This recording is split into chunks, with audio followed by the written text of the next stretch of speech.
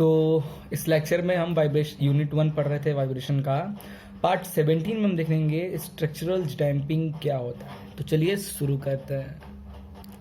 Okay guys, तो ये first unit का एक लास्ट टॉपिक है। एक्चुअली लास्ट टॉपिक नहीं है, और कुछ डीप टॉपिक्स हैं इस टॉपिक के, undamped, overload, overdamped, underdamped, but that was not important related to exams. Okay, so मैं वो टॉपिक्स को बट मैं कवर करूँगा, ऐसी बात नहीं है, कवर मैं करूँगा उस टॉपिक्स को, बट फ़िलहाल मुझे अभी ख़त्म कराना, जैसे मैंने आपको बताया कि 12 डेज़ के अंदर मुझे पूरा वाइब्रेशन ख़त्म करना है। तो मैं यूनिट 2 अब जैसे चालू करूँगा, वो टॉपिक बीच में मुझे जैसे टाइम मिला तो मैं कवर करा दूँगा। अदरवाइज़ जितने टॉपिक्स मैंने बताया अभी, ये टॉपिक्स ही इंपॉर्टेंट हैं। और न्यूमेरिकल प्रैक्टिस कुछ कराया हूँ मैं, कुछ नहीं कराया हूँ, वो टाइम मिले तो मैं ज़रूर से ज़रूर कराऊँगा वो बीच में न्यूमेरिकल्स, इंपॉर्टेंट न्यूमेरिकल ढूंढ के, ठीक है।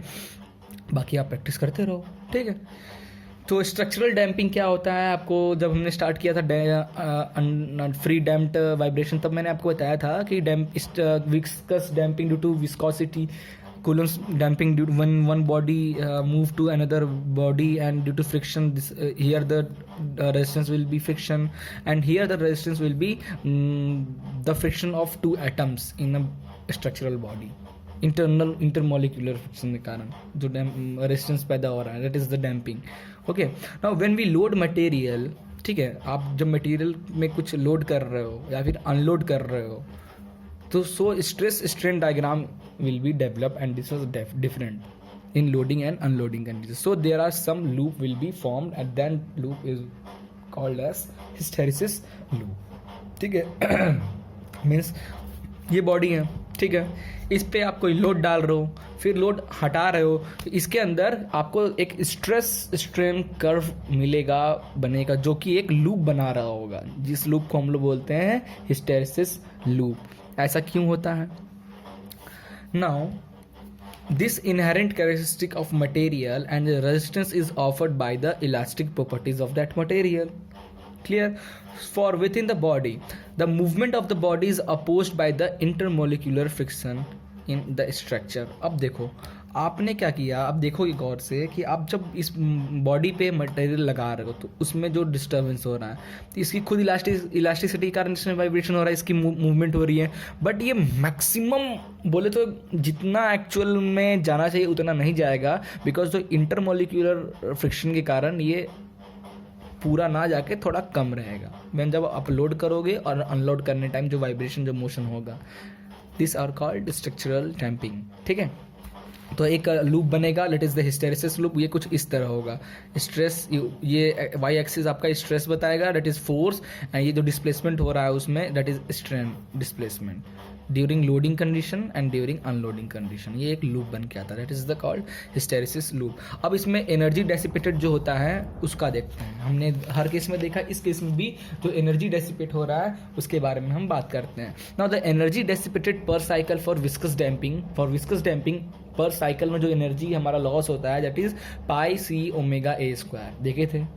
Now in case of energy dissipated per cycle for structural damping, E is equal to pi k lambda A square, ये जनरल इक्वेशन है, ठीक है।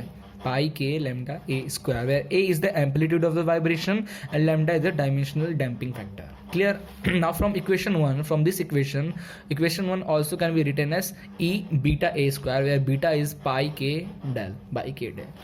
Okay, this is beta coefficient. Now if the energy is treated equal to the energy dissipated by the viscous damping, मतलब मान लें जो इसमें जो एनर्जी आपका लॉस हो रहा है वो हम विस्कस के इक्वल मान लें, इन दैट केस इक्वल दोनों कर दें, C is equal to beta upon pi omega हो जाएगा, वैल्यू कट के।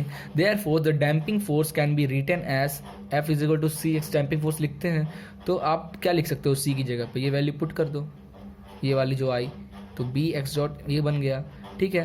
वेयर एक्स को क्या लिख सकते हो, एक्स डॉट को क्या लिख सकते हो, वेलोसिटी डिफरेंशिएट करोगे तो क्या बनेगा, व्हेन इस इक्वेशन को डिफरेंशिएट करोगे और एट मैक्सिमम लेवल पे देखोगे तो क्या बन जाएगा, omega A.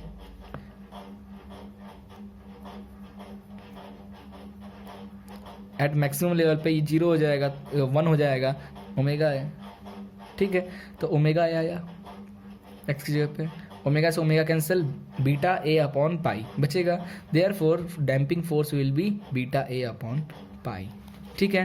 Now the amplitude decay in structural damping is found to be exponential in nature. So that hysteresis loop will be develop. ठीक है, इसका एक और डायग्राम बनता है, वेव डायग्राम. रहने दो, काफ़ी को ज़रूरत नहीं है. स्ट्रक्चरल डैम्पिंग अगर आपको कुछ डेरिवेशन पूछा, न्यूमेरिकल पूछा, तो ऐसे ही करोगे आप. ये थ्योरी लिखना, उसमें कि कैसे होता है ये लूप बनाना. उसके बाद आप एनर्जी को क्या इसकी एनर्जी का जनरल इक्वेशन लिखना. ठीक है, जनरल उस इक्वेशन को आप गेस कर लोगे. विस्कस डैम्पिंग जो है उसके इक्वल होगा. इन डैट केस आप निकालोगे. फिर आपका जो डैम्पिंग फोर्स होता है उसका फॉर्मूला लिखोगे. उसकी जगह पे उसकी वैल्यू पुट करोगे और फिर एक्स डॉट की वैल्यू मैक्सिमम कंडीशन पे रखोगे, दैट इज ओमेगा ए आएगा. उससे आपका जो डैम्पिंग फोर्स आएगा विल बी दिस. बस इतना ही था हमारा स्ट्रक्चरल डैम्पिंग में. और एक ओवरलोड ओवरहेड लो था डैम्पिंग. ये सब वगैरह थोड़ा थ्योरी पार्ट है और थोड़ा कॉम्प्लिकेटेड है. मैं टाइम निकाल के आपको जरूर बता दूंगा. फिलहाल हम यूनिट 2 चालू करेंगे. ओके, तो thank you for watching this video. Please like and share it and don't forget to subscribe it.